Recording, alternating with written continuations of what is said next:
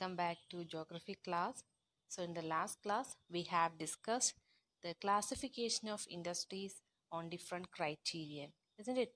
So on the basis of sources of raw material, then on the basis of their main role, based on capital investment, ownership, and bulk and weight of raw materials and finished goods. On these criterion, the industries or manufacturing sector has been divided into so many types. We have seen that in the last class. So, here today we are moving on to a new chapter, that is the first classification of industries, that is based on raw material. So, in the last class itself, it is mentioned that on the basis of raw materials used, the industries can be divided into two types, isn't it? You may remember these two types, agro-based and mineral-based industries. So, agro-based industries are those which use the agricultural crops or agricultural products as their raw materials, isn't it? Yes. So here are some examples: cotton industry, then woolen, jute, silk. All these are textile industries. Then rubber and sugar, tea, coffee, edible oil, then food processing. All these are related with agro-based industries. So today we are first discussing the first type of agro-based industries given in the textbook, that is the textile industry. So the textile industry in India, it plays a unique position in our economy because it contributes significantly to the industrial production, employment generation, and foreign exchange earnings. The textile industry in India, which is self-reliant and complete in the value chain, that is from raw material to the highest value added product. So let us check what it means. So this textile industry, for example, cotton textile industry, the processes involved in that particular manufacturing of cotton textile are different. So many. Means from the cotton farmers, this cotton are collected and brought to the ginning center. Then what do you mean by ginning? Have you heard about this process? No. So ginning means there's a process through which cotton fibers are separated from the cotton seeds. Okay, so that is ginning. Then from there, it is brought by the trading centers to spinners. That means these fibers are made into yarns. Okay, then to fabric mill. From there, it is brought to factories where this fabric are cut and uh, made into different types of clothes. From there, it reaches the shops. So, in between these cotton farmers to the consumers, so many stages are involved. So, in each stage, the value of the product is increasing. That is meant by value chain. Is it clear? Okay. So, textile value chain process. Here it is more clear. You can read it now.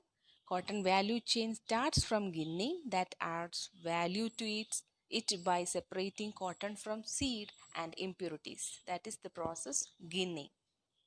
Then from there it is brought to the spinning centers.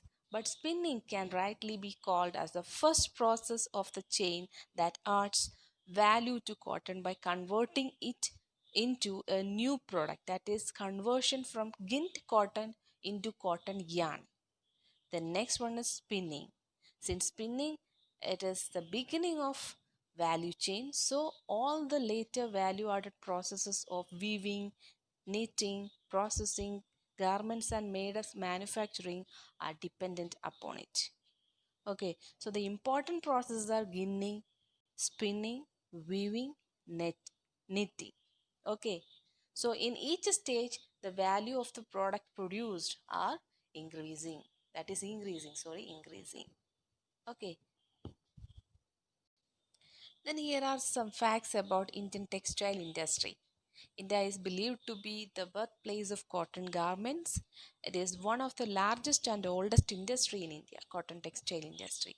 Then India is the second highest cotton producer in the world. Then about the employment, one in six people is directly or indirectly dependent on this industry.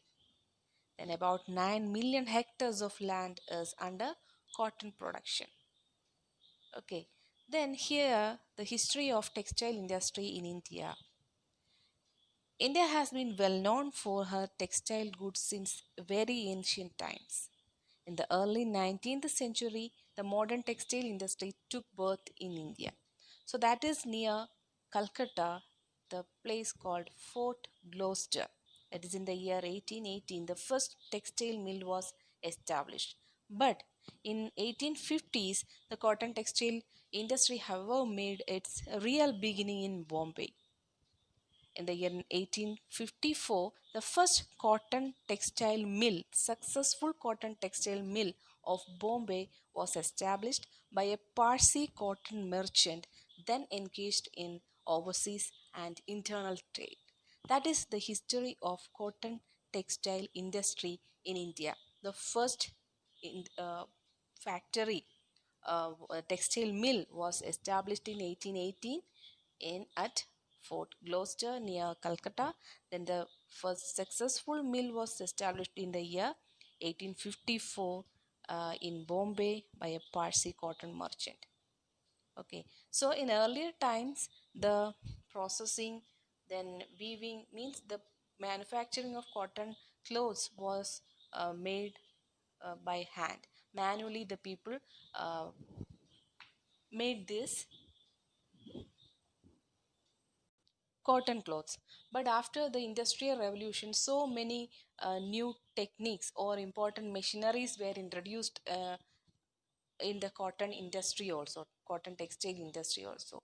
As a part, the hand looms at that time were replaced by power looms.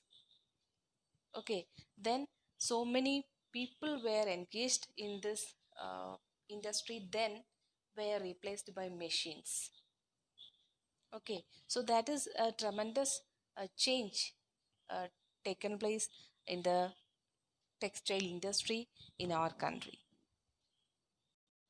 So today we have started class by agro-based industries with agro-based industries. So agro-based industries are those industries which depend on agricultural products as raw material. So here are some examples. So for example, this cotton textile industry. So it uses cotton as raw material and then process them to make dresses. So I am hereby concluding this video. You can watch the processing of cotton into yarn or into the cloth at the end of this video, because I am attaching a short YouTube video with this. You can watch it. Then don't forget to read the topic in the textbook. Please go through the textbook. Then only it will be very easy for you. Okay, children? Thank you. Spinning cotton yarn. We have variety of things made of cotton. For example, clothes, bed sheets, towels, fishing nets, tents, etc. In order to make these things, we cannot use cotton fibers directly.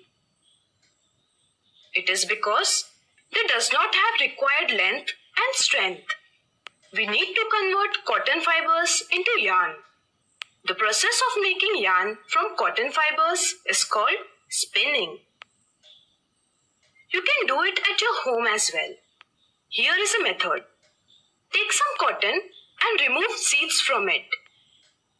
With one hand, pull some fibers from the cotton and twist them continuously. By doing so, fibers come close to each other. They hold each other tightly and we get a long string. The long and strong string obtained by twisting fibers together is cotton yarn. Fabric is made from yarn. We get variety of fabric based on amount of twist in the yarn.